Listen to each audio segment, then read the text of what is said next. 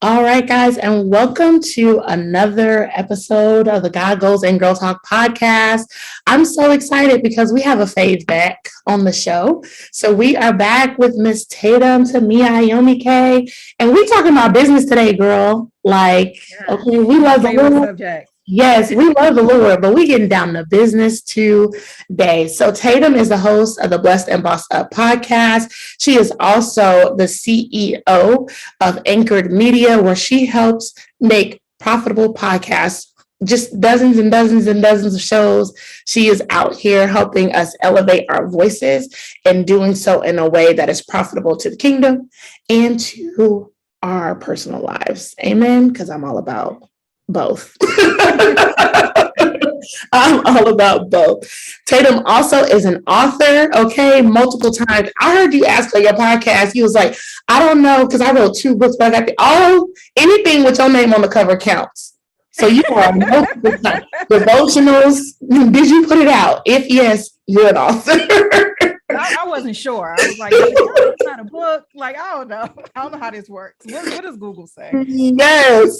So Tatum recently released a 90-day devotional called Business Meetings with God. It's phenomenal. If you have not gotten the book or if you want the book, I'm going to link it in the show notes, ma'am, because that's what you needed.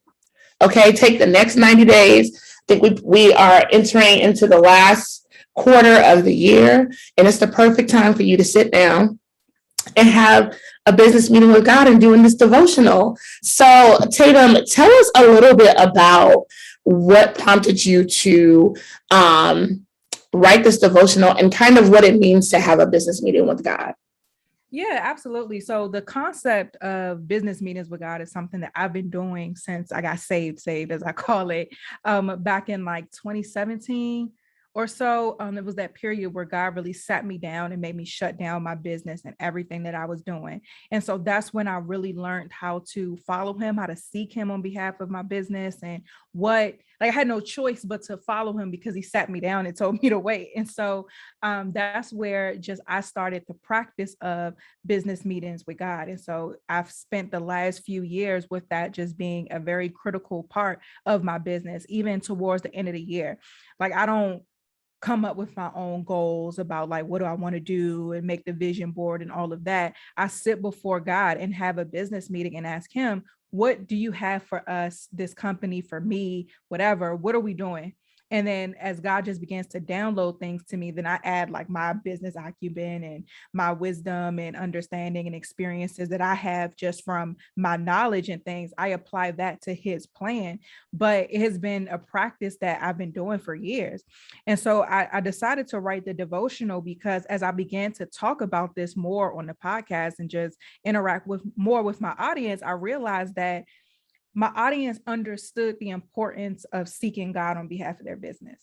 They understood that, he needed to be involved. They just didn't know how.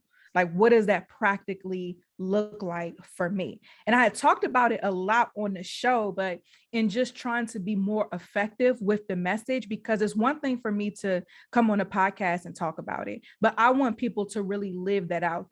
The most amazing feedback that I get from the podcast is I listened to this show. So I went and sought God for myself. And this is what happened from it. I'm like, that is it. That is my role, is to send you back to the Father. And then for you to do whatever he tells you to do. But in between those feedbacks or those testimonies that people have given, there were also a lot of people who just didn't know how. They needed some tools, they needed some guidance. And so I wanted to create something practical, something tangible they can hold in their hand. It's not digital, so you can't get distracted about everything else when you're going to do it, but something that you can hold in your hand and take with you into your prayer closet, into your quiet time. It's prompts on there, it's scriptures on there. So my hope is that when people read the scripture, they'll go back and open up the Bible for themselves to understand the full context. There are questions for them to ask during their business meeting, so they know exactly what to ask God for at that time. And I wanted to just make it as black and white and as easy as possible, so people have no excuse on having these business meetings. Yes, that is so awesome. And I love that um, it is in print and it's not digital, because we'll get Yeah. so caught up like, ooh, such and such text me, ooh, I got an email. And what we have to realize too is that the enemy is, everything ain't the devil, child, but the enemy is really, really prone to use distraction as a tool to get us off course. So, I always talk about how people, like, when you try to go and study the Bible, and then all of a sudden you're the sleepiest you've ever been in your whole entire life. Right. Hey, I'm getting, no, pull it together. And so it's so important to understand, especially when we're going out in business, right? Because God wants us to live on earth as it is in heaven, right? Like, that's his word for us and to us. And so it's really important that we take the opportunity to sit before him and find out what that looks like. A lot of times God will give us the idea. Even for myself, I found myself getting ahead of God. Well, he'll give me the idea, give me the title for something, and I'm ready to be like, okay, God, we out here. And I take off running, and I find myself frustrated and realize, hold on, sis, we need to have a meeting with God, because something is off, because I'm feeling overwhelmed. And I know that's the opposite of his burden being easy and his yoke being light. So we need to figure out where we missed, where the misstep was. I think that is so, so phenomenal. Now, my question to you is, when we talk about having businesses, especially as women and especially as women of faith, what are some of the biggest things that we do where we don't necessarily set ourselves up to be to see the results or the fruit that we want? Well, I think the first mistake that we make is we don't think big enough. Oh, that's good. And modesty isn't meant to put God in a box or to minimize the calling on our life.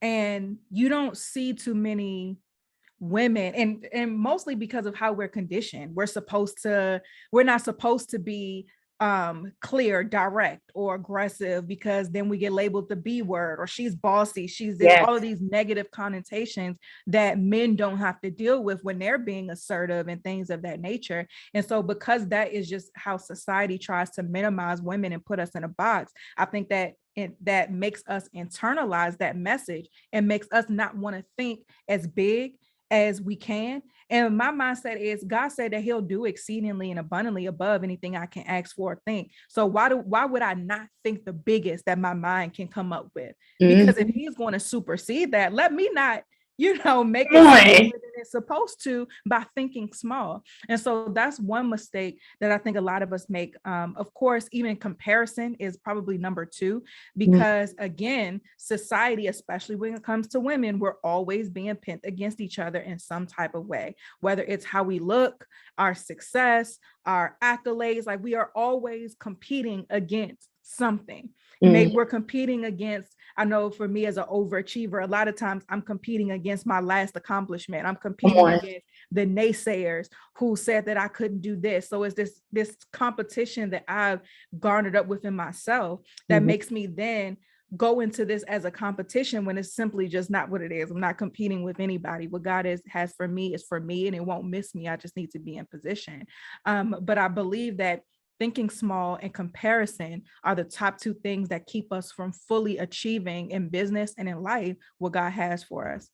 That's so good. I was actually watching a message this morning, and the pastor was talking about the story where Jesus told Peter to cast his net. And when Peter cast his net, there was so much fish that the net broke. And he was like, a lot of times we like to shout about this, but really God said, cast your nets with an S. Jesus told him to cast multiple nets. Peter was like, we'll see what happens, and casted one net. And his lack of preparation made his blessing turn into a burden. And I was like, dang, right? Like, we have to really make sure that we are prepared for what we're asking God for, and not to be prepared on a small scale, right? Like again, like you said, this is the God that does exceedingly and abundantly. We know that his word isn't going to return to him void, but even in our preparation or our lack thereof, it shows the level of faith that we really have. If God says that you're going to have $1 million business, but you out here making $1 decisions, it shows the level where your faith is. And so I think that that is really, really key, that we don't prepare big enough. Like, I am preparing big out here in these streets. And then to comparison, staying off of social media, unfollowing people that you need to unfollow, even if the content that they're posting is good, or you feel like it may be helpful. If you find yourself playing the comparison game, then you may need to get off social media, or you may need to unfollow them. And also too, God's going to do a new thing. And so you can't go around trying to copycat and carbon copy the things that other people are doing, because it's not going to work out for you the way that it worked out for them, because God is going to do a new thing for us. Yeah. And even on social media, not only do we get caught up in comparison, but media in general is set up to push messaging. There are like 5 or 6 media conglomerates that control 90% of what we see and what we hear. And that includes social media. We're constantly getting inundated with messaging 24/7. We know what's going on the other side of the world right now. Like, we were not set up to consume and to take on so much. And another thing that social media does is when you're on there as a consumer, is that it just clouds our mind. So again, we start doing what we think we should be doing because we've seen it work for other people, as opposed to being clear-minded so that you can have an ear to the Father for what he wants you to do that's different. Yeah. And the best thing I think what I usually do when I need to think and when I need to like strategize and really seek God, especially around this time of the year, is when I start preparing for the next year. So I'm off social media, and my team, we have like Black Friday things we're doing and all of that. And I'm like, if we can't sell what we need to sell without me being present on social media, then we're not doing a good enough job. And I'm not going to show up in this way if that's not what I'm trying to do right now. Like, I have to hear from God on what this company is going to be or what we're focusing on for next year. So I have to separate myself from any messaging that's going to persuade me or steer me in any direction. And so I think even when it comes to like, social media or any messaging that we consume, we have to protect ourselves not only from comparison, but from those limiting beliefs, and also not allow our creativity or God's creativity to be stifled because of what we're consuming all day. Yeah. And I love that. I love that you are able to say, look, well, then it just ain't gonna get sold. Right? Like, because a lot of times we'll change course because such and such over here is doing this, such and such over there is doing that. But then where is your testimony in that? If God is going to do a new thing or a unique thing, and we know that he knows, he is the ultimate creator, right? Like, he's made all of us, he's made everything that's on this planet. And there's so many unique things in different species, and there's so much uniqueness in the world. What makes you think that God can't tell you or give you the unique strategy for your business? And so we miss him because we are clouded. Our minds are focused more on carnality and us trying to do it in our own way, in our own time frame, and we're not really focused on the Father. And then we get mad at God because we're making decisions without talking to him, and then we need him to dig us out of a ditch, but he wasn't in it. My pastor said yesterday that anytime you make a decision without the divine instruction of God, the result is always going to equal death. It may be death to your business. It may be death to relationships. It may be death to a product. And we have to really be careful, because especially when it comes to your mindset, because that's really what got the children of Israel caught up, right? They were outside of Egypt. They were no longer in bondage, but their mentality had not shifted. And they had even called themselves grasshoppers. They were like, look at these giants. We are but grasshoppers in their eyes and in our own eyes. And it's an identity crisis, because God's like, who called you a grasshopper? If I wanted you to be a grasshopper child, you'd be a grasshopper. And you're not. And you're not. And so I know that in business, even for myself, I've had to get out of that grasshopper mentality of like, God, but I'm but a wee baby and I don't know what to do. Or I'm out here trying to get every certification under the sun, take every class under the sun. Especially, I've even heard you talk about on your show, this time of the year is where people ramp that up, because January is prime picking for everybody that's wanting to start something brand new in their whole entire life in their business. So can you just kind of talk a little bit more about from the business perspective, because you said when you're on social media as a consumer, when you're on social media from the business side, what does that look like towards the end of the year and the beginning of the new year? Well, it's all about strategy. So the way we do things is we have like on our end, we have audience personas for every target audience. So under Anchor Media, there's multiple brands. We have Anchor Media as a brand itself. We have my brand, and then we have the podcast brand. And we approach them as three separate things intentionally. And so on our back end, we know we have audience personas for each one. So we know who we're talking about on each platform. We know their psychographics as well as their demographics. Because a lot of people, when planning or thinking about their target audience, they are all talking about demographics. Demographics tells you a little bit, it gives you a little bit of insight, but psychographics is what you need to know, because your sweet spot when it comes to marketing is being able to anticipate the needs of your consumer. And that's why even like taking social media, for example, that's why these algorithms are so powerful and why they make so much money, because they've created the ability to anticipate the needs of the person. And that's very valuable for advertisers and these companies who want to get in front of people. But girl, I can go in a deep end about that. But we have like personas, so we know who we're talking to. We have their demographics as well as their psychographics. We know what their needs are. We know what our unique selling proposition is, which is what sets us apart from others who are like us on each individual brand. So there's 3 different brands.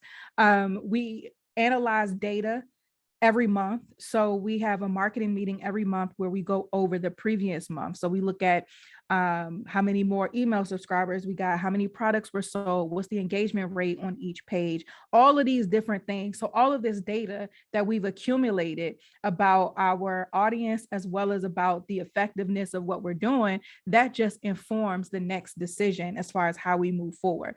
So we know that Black Friday is a season that's highly important, especially like if you're an e-commerce business. Black Friday needs to be like top priority when it comes to how you're spending the end of the year. But even with us, I've played around with Black Friday for years, because I was like, okay, I know this is important for e-commerce, but how is this important for service-based businesses? So I did small things like put a course on sale just because it's Black Friday, just added a discount code to it, because I wanted to see what my audience was going to respond to. And after doing that for a couple of years, I was able to see, okay, this is something that we need to prioritize. So that's something that we're doing heavily this year. So that's how we determine consumer behavior, is how we determine how we end our year. And so then on my end, though, as the executive, because it's 2 different approaches I have to take. There is the marketing approach. So this is how we show up to everybody else towards the end of the year. But on the back end, how I approach the end of the year is totally different. So on the back end, as the leader, oh shoot, I'm hitting stuff. But on the back end, as the leader of this company, how I approach the end of the year is around September. I start to pivot to thinking about the new year. So I have meetings with everybody on my team. I look at the financials of the company. I look at our policies and procedures, what's working, what's not. I look at the sales of every single thing that we offer. I look at even like the marketing metrics, any partnerships that we have, staff, personnel, like every single piece of the company I'm looking at, and I'm trying to figure out what can be improved. How can I be a better steward of what God has given me? How can we increase profitability? Everybody wants to make more money, but sometimes you don't need to sell anything else to make more money. You just need to find it within how you're spending your money right now. So looking at all of those things. And so that's pretty much how I spend the whole end of the year. And then of course I have a business meeting with God to determine what our next year is going to look like. And then after he tells me what the next year is going to be, then I come back and start strategizing and planning for us to execute what he said. I just got my whole life. Because I was like, I got to approach it 2 different ways. There's how we present at the end of the year, and then there's like the executive aspect of the end of the year. Let's talk a little bit about the executive aspect, because I know that you are talking about going kind of from like a solopreneur to an executive. And I know that there are a lot of people who want to start businesses, who even side hustles, which a side hustle is a business. Yeah, that's a complicated.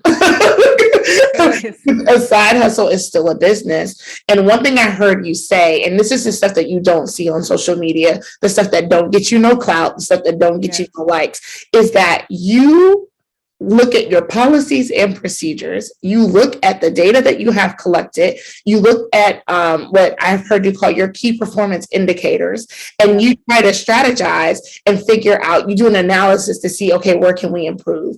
How critical is it when you're starting out your business, before you get the platform, before you get the people, before you get the staff and the money, for you to have the foundation of policies and procedures and all of that stuff in place? And what does that look like? What are like the key things that you need to have for your business before you out here doing TikTok dances to try to sell your product? Exactly. Well, first, chaos breeds chaos. So if you move in a chaotic way as a solopreneur, you're just going to build a chaotic team. And you having more people doesn't automatically mean that your business is going to be more effective. It doesn't automatically mean that your business is going to make more money. It's just going to be more people involved in your mess. So you just have to, from the beginning, do simple stuff. Don't mix your business finances with your personal. Have a separate bank account for your business. If you don't want to invest in a software, keep your expenses as low as possible. Only pay for what is necessary and what has a return on investment, especially in the beginning.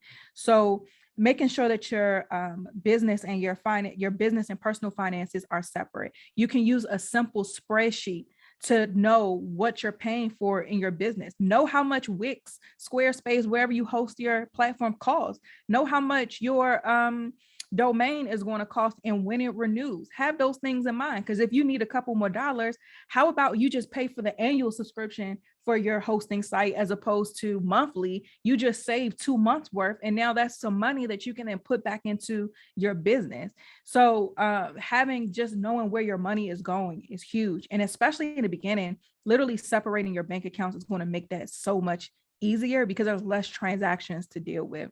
You can even invest in like a bookkeeper, but again, you don't even have to invest right away. Just keep accurate records. When it comes to your business, document how you do everything that you do. It can be as simple as, while you're doing something, screen record your computer.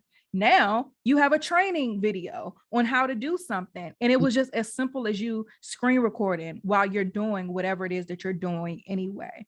And just walk through as if you're teaching somebody. So that way, when you do bring someone on, you can just say, hey, watch this video, and then we're going to meet and see if you have any questions or whatever. So those are just some simple foundational things that you can do. Make sure your business is legally formed. Like, these are just foundational elements that everybody needs to do to build that foundation. Yep. That's really good. As you were talking, I hear God saying, count the costs, right? Like you have to count the costs. And I know that was counting the cost of being a disciple of Jesus, but I feel like everything that's in the Bible has practical application. The example was, what man builds a house without knowing what it costs? Yes. There's no you got a foundation, no house, no rooms. Come on, go to foundation. Nice. It was windy one day, joint going down. So even counting the costs, we did an exercise in the Producer Society where we were talking about counting the costs and people saying that they don't have what it takes to do what God has called them to. And so I said, go back last month and count up all the money you spent on fast food. Yeah. And I guarantee you will find the money to incorporate your LLC or to incorporate your business to do what God is, to even get started. But we're not willing to make the sacrifice to do the little bit that God has called us to do. There was a season when we were in the middle of our home buying process, child. I quit getting my nails done. I hit up my hairdresser, was like, girl, this is my budget for hair. Can we do X, Y, and Z every month? Yes, this is the budget. And for, a lot of times that doesn't look glamorous, but it really is a level of discipline that you have to have when you talk about going into business. You got a business and you out here selling products, but you don't have no bank account, no LLC, no policies and procedures. You're just out here selling things. And so then taxes.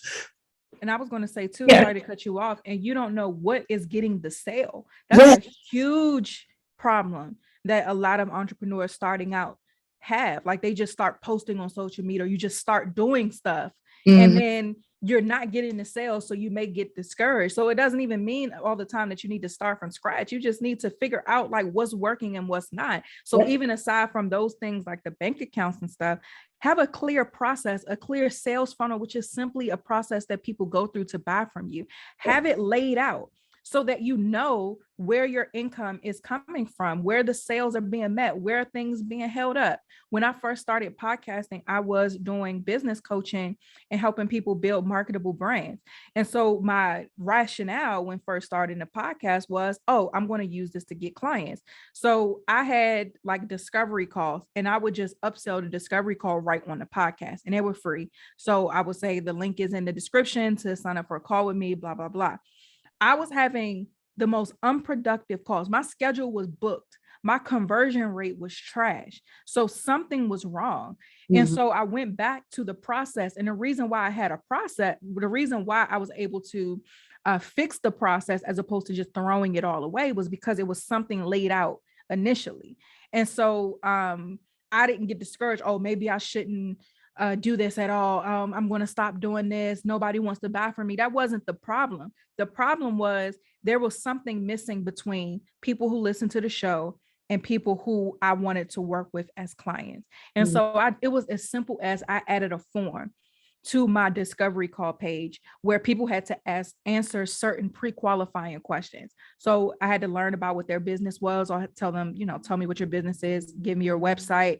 I would have them tell me what their problems were in their business. I would even have like, what's your budget to solve this problem, with a drop down of prices specifically.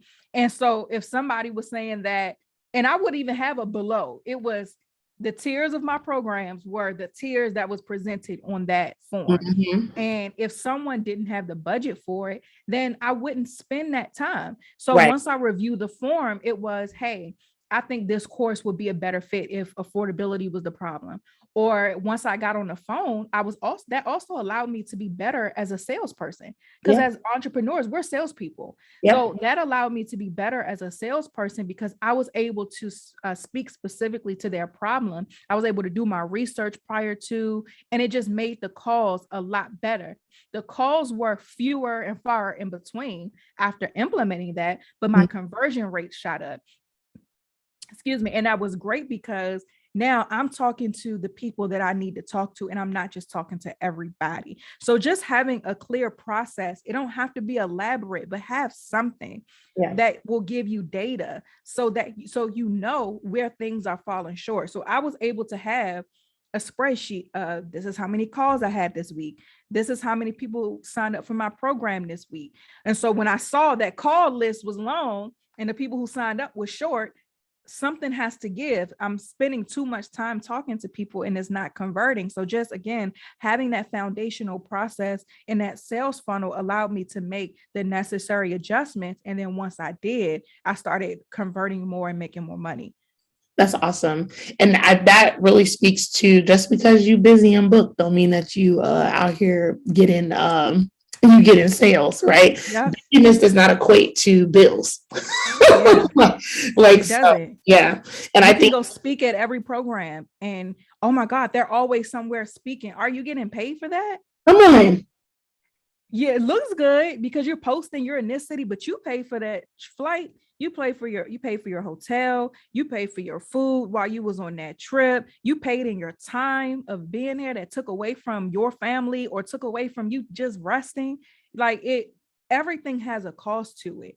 And so you have to have like those clear processes in place so that you can make sure that you're spending your time, your effort, your energy, and your money on things that are going to give you the best return. Yep. And I feel like too, when you talked about things being chaotic and having a level of order, like God is a God of order. You're not just going to show up any kind of way. He's not going to bless your mess. Like, God, give me more money, when he's like, no, you need to be a better steward over what you have. You're not even making room to have the capacity for what God has called you to do. There was one time when I started my nonprofit organization, I was like, God, what are all these girls you said I was going to serve? And he's like, if I sent 100 of them right now, what would you do? And I was sitting there with the boo-boo face. Like, I mean, right. And so it gave me a different perspective of, okay, what does it look like from start to finish to be a part of our program? And then we were able to do this overhaul of the program and put processes in place, right? Because it's not even always, especially when you're a solopreneur, you can't be everywhere at once. And so being able to automate processes, Tatum, shout out to you, being able to delegate things, right, is really, really important. So to have a system in place so where you're not having 50 million calls and then you only book one person. Yeah. That's okay. It's okay because your business is not for everybody, but there's a segment of people that God has called you to serve. And that's who you need to be focused on. You can't be worried about trying to get, every single person. There's someone I know who has a program where they help and they do they are a service-based business and the prices are so low that you get any kind of person. And it's by the time the headache, it's not worth it.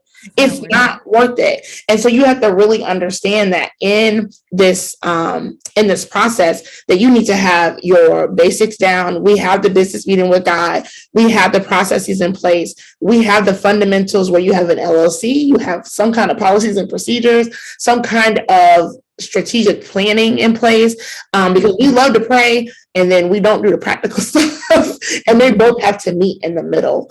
And so I think it's so important that we, do the things like you said, to really have a process and a funnel and then be able to sit back and say, where can I do better? Because we don't like to evaluate ourselves, but you should. One of the things that I'm asking my team as we meet, how am I as a leader? How can I better serve you? Because God loves his people. Yeah. And his people don't start with our customers. They start with those that he has entrusted to assist this vision. Amen. So I have to take care of my team as well. So how am I as a leader? How can I improve? I got tough skin. Ain't nothing they can tell me that's going to hurt my feelings. How can I improve? Nobody's job is on the line. We have a great work environment to where people have they have the freedom to be open and feel like they can speak what's on their mind.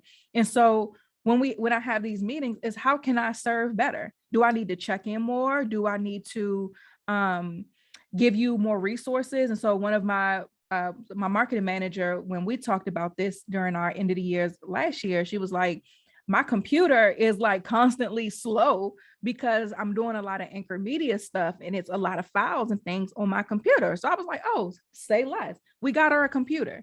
Yeah. So she was saying like, oh, we need different equipment because it's making my job harder with this, but it would be easier if I had that.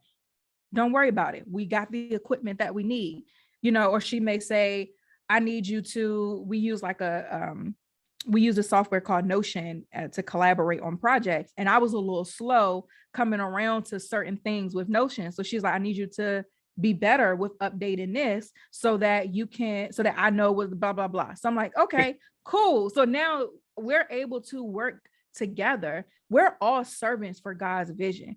Yeah. My name may be on the this, that, or whatever, but this is God's company. This is his vision. And I'm just a servant to him. And as we're all serving this vision, like I need to make sure that my team is able to hold me accountable as well. Like that's leadership. Yeah. And I'm a leader and I have to make sure that I'm a good one and not creating a toxic work environment or not being efficient for what God has called me to do. That's awesome, especially when it comes and we talk about in terms of culture. The culture starts with us. Even before you get your first employee, the culture starts with you. So when you are onboarding someone, like, I don't know if you ever have been a part of a job, you're like, yo, they are all over the place here. Yes. Like, yo, do you even know what you're doing? And so in bringing people in, and not even just from a customer's perspective, but even from an employee's perspective, if they don't have the confidence in you being able to be an effective leader, right, that you're not able to do things in decency and in order, then it's a trickle down effect that impacts your customers because, they feel like they can do any kind of, the environment needs to be one that exudes order, that exudes that we operate in the things of God in terms of how we serve. Because Jesus said that the greatest among us is a servant. He was a servant. Yeah. He was out here washing people's toes. Okay, right. So it is important that we don't get so caught up in the title of being the executive or the title of being the founder that we don't get down and dirty, honestly, and get into the policies and procedures, that we're not able to say, okay, where can I do better? Because in that, you'll start losing good people. You'll start losing, and ultimately you'll lose coins. Like that, that's what happens. That is really what happens. So when we talk about people stepping into that leadership role, like for me, I am not traditionally trained in business. I'm really allowing God to teach me, and doing some small things. What are some of the things that would help in terms of making that mindset shift from whatever your day job is, or whatever? Like for me, it's like nurse practitioner to now I'm a businesswoman. What does that look like? Well, that's where self-awareness comes in, Mhm. where you have to take a step back to see, what are my strengths? What are my weaknesses when it comes to being a business owner? And then work on improving those weaknesses and work on creating, a business structure that feeds into your strengths. So for me personally, my weakness is being the direct manager of people sometimes, because I can be impatient.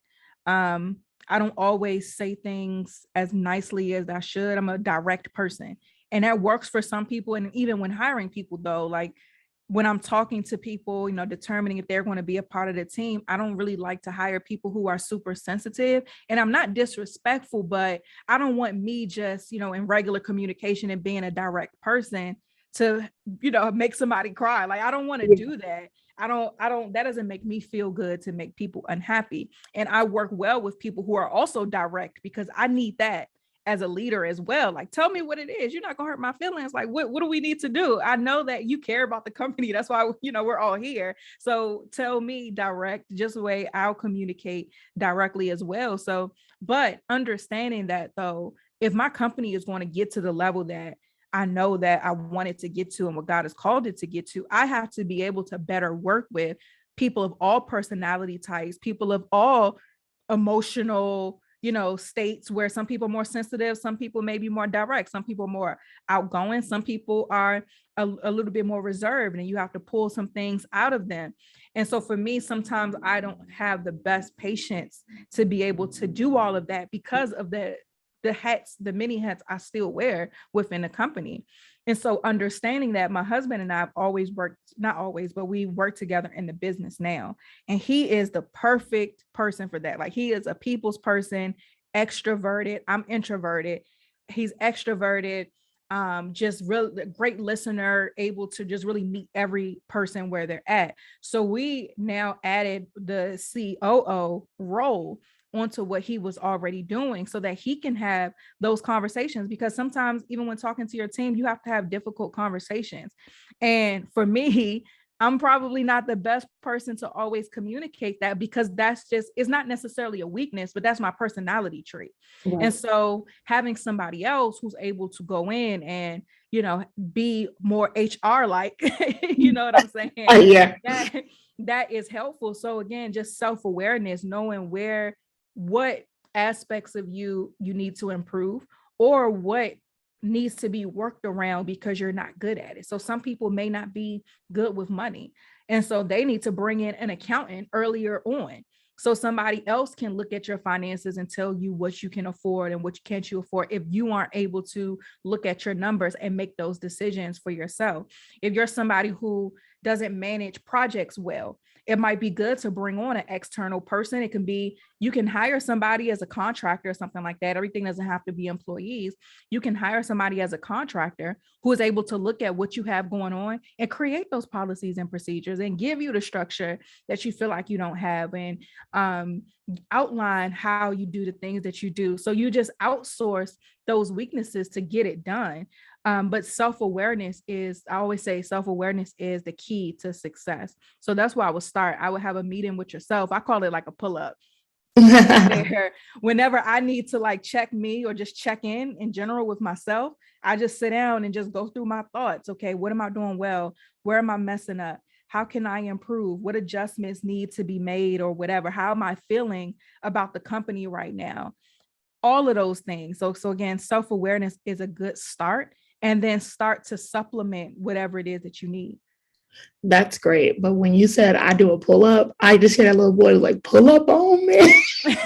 Pull up on me. Tell me, Tatum, pull up on me. Talk Pull to up on me.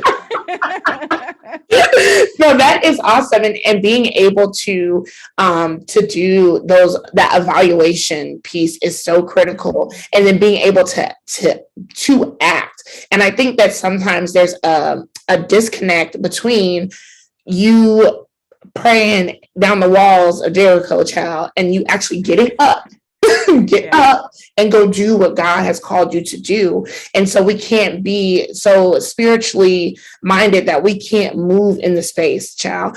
You're like, if somebody comes, the IRS, okay, the alphabet boys come knocking on your door because you're not reporting the way you're supposed to. God, what is you hollering to God about? You watch some TikTok about don't write off everything in your business. Now you about to go buy something and you don't make no money. Yes. Because you had all these write-offs, but your P&L statements look trash, and you can't grow your business. Yes. So it's so important that you do the work and making sure that you're setting the foundation. You want God to be there every step of the way. God gave me the name of a new company and told me not to post a single thing on social media until I started my trademark application. And that's exactly what I did. And so even being, protecting, and even though it seems like, God, wait, what? Don't do what? But that is a level of protection for the vision that he has given me. And so a lot of times we find ourselves, especially first off, as women, second off, if business is not what you're trained to do, lastly, as believers, because we want to believe the goodness of all people, but no, so somebody will straight try to steal, will try to poach your idea, your name. Right. There's so many things that you need to make sure that you're protecting the vision that God is giving you, the same way that Mary and Joseph protected Jesus. They was up in the middle of the night. They heard the X, Y, and Z was coming down the pipes, and they got up and they left. There was no ifs, ands, or buts about it. And so really understanding that when God has called us to do something, that we need to be very, very strategic. We need to seek him for the strategy because he is the ultimate mastermind. Like God has said something, I'm like, bruh, see, this is why you God, because wow. Wow. And so I think that was all very important to be able to evaluate, to be able to talk to your team. And even if you don't have a team, right, like a team of people, taking that same time, carving out that same time in your schedule to have a meeting with yourself and have a meeting with God, that's important because that's where you're going to get all your insight. You're never doing this alone. And that's what I really learned in this walk with God, is I'm never alone in doing this. But I have to really be sensitive and check in with him every step of the way, because one time he gave me the title to this book and told me to do the cover. I did the cover and started writing the book, and I got upset because I was having writer's block. And he said, who told you to start writing the book? Like, I told you this is the name. I told you this is what the cover should look like. That was it. Like, that was all I gave you, and that's for a reason. And so, not getting ahead of God, and then also making sure in the natural that we're doing everything that we need to do. So my last question, Tatum, is for a lot of people, they are working full-time jobs, they are balancing multiple roles and multiple hats. What does that look like in terms of sewing into your business for that person who may work 9 to 5 or may have school, or, maybe a mother or a wife? What does that kind of look like in terms of managing your time and making sure that you are putting time into your business? So it looks like being strategic. And so in my book, I call it the blueprint, and the blueprint looks different for every person because everybody's life is different. But the steps to figuring out what your blueprint is, I say the first thing to do is to take inventory. Where are you spending your time? Write it all down. After you do that, then I want you to go in a week, a day in a life, a week in a life, and start looking at how long it takes you to do all of those things. One, as you start taking inventory, what you'll find is you don't write down, scroll on social media on things on your, when you write down the things on your plate. But when you are actually going through your week and writing down everything that you spend time on, you're starting to see, my alarm went off at 6:30. I didn't get out of the bed till 7:30 because I spent that hour scrolling on my phone. That hour could be allocated somewhere else. And so that's the first thing I tell people to do is take inventory. A lot of times you don't need more of anything. You just need to be more strategic and a better steward over what you have. We're not going to get more time. Yeah. So them 24 hours is going to be what they're going to be. Yes. So you have to figure out, where are you spending your time so that you can reallocate that somewhere else. Also, even when it comes to your business, you need to know how much it costs to run your business. Where are you going? Are you trying to delegate or hire a VA to just work 5 hours a week? How much does that cost? Have some discovery calls with some potential people and figure out how much that costs. If you want to hire somebody, go to, figure out how much is this going to cost me so that I know how I need to budget. Your job is the best place to be to build your business while you're working, because your job is now your investor. So how can you be more lean financially so that you can now allocate that money into your business to be able to outsource some things? So again, taking inventory, this is the stuff that doesn't look good on social media. You have to take an objective look. And this is a big thing. A lot of people don't possess the ability to truly be objective, to truly step outside themselves, their emotions, their excuses, and to be able to look to see, this is where I'm falling short, or this is where I need to improve. And so that's something too that I want you guys to keep in mind when you're taking inventory. You have to be objective. And also understand that being self-aware doesn't mean be self-deprecating. So don't spend your time beating yourself up about, I should have been here because of this or whatever. It's not about that. It's about showing up as the executive of your life, your business, and figuring out, how am I going to make this work? And then you go from there. And so for me, what that had looked like early on, because I had a good handle over it. When I got married, nothing much really changed. But when I had my son, that's when things really was like, oh, we got to throw the whole blueprint away and start from scratch here. And so with that, I just started to look at the areas I was looking at the ways that I was falling short. One of the things I realized was, in my business, I was really frustrated because, yeah, I have a team, but I still wear a lot of hats in my business. So nobody can record the podcast but me.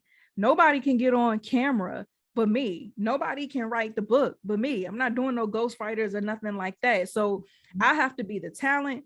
I have to be the executive and make sure everything is running well, and looking at all these back end things that we talked about.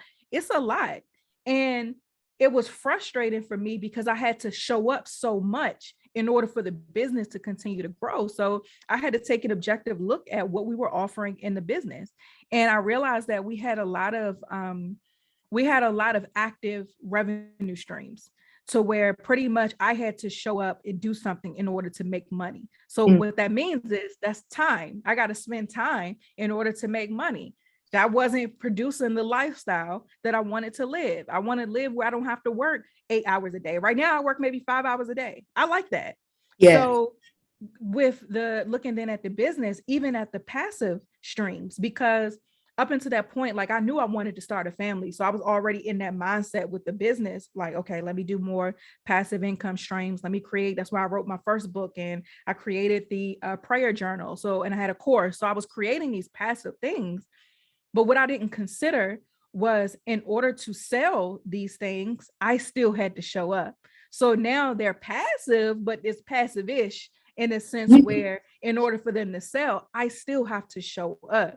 Yeah. And so that's something a lot of people don't tell you, where they talk about, like, you make money in your sleep. You got to wake up and do some stuff to make that sale. Yeah. Otherwise, it's not really as passive as you think it is. Right. And so what I realized was that we needed to figure out a way to where we can still make the sales and stuff we want to make without me actively showing up. So even when we released our devotional recently, the team had a list of like 8 lives for me to do.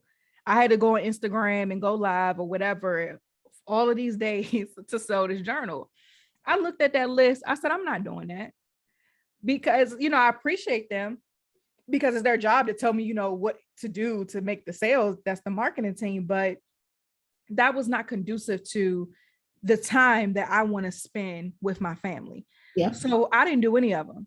And we still sold out the first batch. Like I had to order some more. I'm like, I didn't even expect us to like sell out the batch that we had put up, the inventory that we put up originally. But I was so grateful because that moment of me analyzing my income in my business and the passive versus active and what I had to show up for, that allowed us to make some decisions with the marketing to do other things. So we started like text marketing. We were doing more with our email list and just coming up with different ways. I put out another podcast episode a week. We started doing more YouTube videos and stuff like that. And those things are cool because we record all that content batch. So I'm not showing up in the middle of my day, going live and all of that.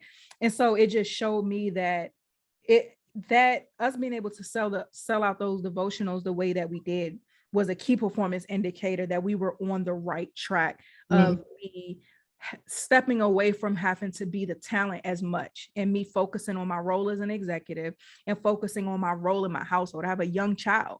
Like I don't want him to, and he cute, right? So, I love the fact that, he started saying all these colors the other day and me and BJ were there to get all excited about it and geek over it together. Like we were there when he made his first steps. Like I was there to see him try new foods and to see the look on his face. And when he said his first words and his temperament, like I'm able to be a present parent by just being objective in how I'm looking at all of the hats that I wear, where I'm spending my time, what I'm getting wrong, and making the necessary adjustments so that I can then allocate my time, my money, my resources, and everything into what's going to allow me to operate in the most efficient way.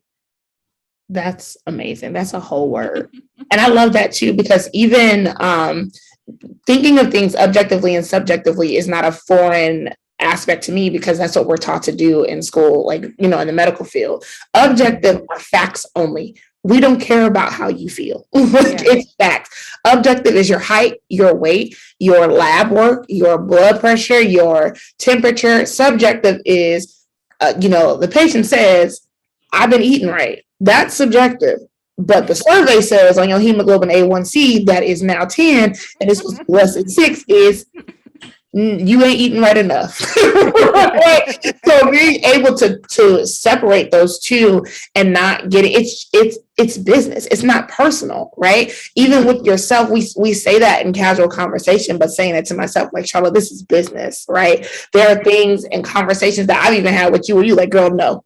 Right? Yeah, exactly. And it's business. And that's why I'm like, oh, okay, cool. Like I'm very much so a sponge. And I'm like, let me figure out where I need to do better. And even asking my husband, like, okay, this is what I'm trying to do. What does this look like in a way that's conducive for you, right? Yeah. To make sure that our relationship and our marriage, because that's priority. And so the biggest name of the game is making sure that your priorities are in check. I've been working in my businesses and working full time for a long time. So that means getting up 2 hours before my alarm goes off and allocating that time and making sure that I'm utilizing my time to the best of my ability, even when I don't want to. I don't like waking up early in the morning. I'm not okay, but I will do it to make sure that I'm able to show up at home after work, because after work was not working. I was working late and tired and all of that. But I get up when my husband gets up to go to work and now he's gone. I have the clear time to do what I need to do. And when we reconnect back in the evening, there's not very much left for me to do. And so that was a whole word, objectively. Okay. And that's why taking inventory is important, because we can say our priorities are this, but your actions and you taking inventory on where you're spending your time, your money, your effort is going to tell you where your priorities actually are. So you might see that your priority actually is scrolling on social media. Your priority actually is chatting up with your homegirls about what was going on, what's the tea. Your priorities actually may be spending time at the office and not at home. So we can say our priority. You can say God is your priority, but you ain't opened your Bible up in a month. So you can say your priorities are one thing, but you have to take inventory to see what are my actions actually communicating. The same way you want, people that you deal with for their words and their actions to line up. We have to do the same thing to make sure that if I say that my marriage is a priority, that I'm actually considering my husband and listening to him and getting him involved, being home, being present, busting it open, doing what you do, okay? Do it. All of the things, if you're saying that God is your priority, actually seeking him and not just going to him to bail you out, because this reactive relationship is not going to propel you into the purpose that you're asking for. You're just going to keep falling and getting picked up, following, getting picked up. You're never going to actually get anywhere. You know what I mean? And so, again, that's why taking inventory is important, so that you can see what are my actual priorities based off where I'm spending my time. Yes, that was a whole word. I think Proverbs 16:3 that says, commit your actions to God, and then your plans will succeed. And so God is about that action. And as believers, especially believers who are getting into business, because we can serve and make disciples even in the way that we do business. So every customer, every DM, every email, you don't have to have a scripture at the bottom of all your emails, but even in the way that you respond to an unhappy customer, even the way that they see that there's a level of divine excellence, that when they encounter your organization, wow, that really was a great experience, and I'll come back there over and over again. And so God can make himself known to people, but it really is about us doing the work first, doing the stuff that's not cute on social media, doing the stuff that you don't get praised for, but then God will then exalt your business because you're doing the work behind the scenes. So absolutely. Tatum, thank you so much for your time, child. Of course, whenever. I'm always down. Yes. So if anybody wants to connect with you, wants to purchase your devotional, tell them where they can find you. Yep, you can find me on my website, tatumtemia.com, TatumTemia. You can also follow me on IG at Tatum Temia. That's pretty much like the hub for everything that I have going on. Yes, perfect. All right, guys. So until next week, we will talk to you later.